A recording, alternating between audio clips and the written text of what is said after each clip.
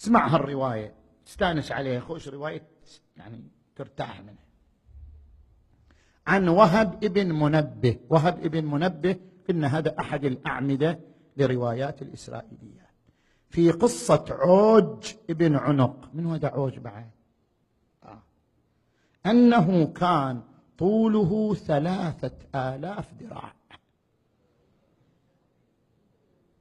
طوله 3000 ذراع. وكان يمسك الحوت، يعني يدخل البحر مثل ما واحد شنو؟ مثل واحد احنا نقول له العابر على ضلع، يعني ضلع الشكل عابر عليه. زين. وكان يمسك الحوت ويشويه في الشمس. يشيله من البحر يشويه هنا، ما ياكل الا مشوي. وأن طوفان نوح لم يصل إلى ركبتيه. شوف الطوفان اللي وصل للجبل، يا الله، يوصل لركبة عوج هذا. وإن موسى تحير وش يسوي وياه النبي موسى.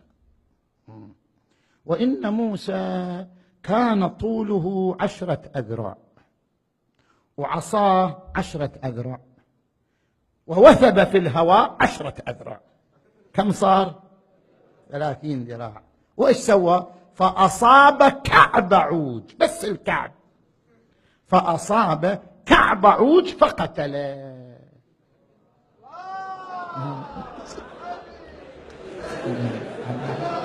محمد.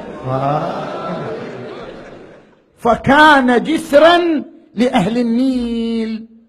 شفت النيل مال مصر؟ خلوه جسر لهم على النيل، طوفوا عليه سنة كاملة، حمير والإبل جسر بعد. لو عندنا واحد هالشكل كان قضى علينا كثير من الحوائج. زين.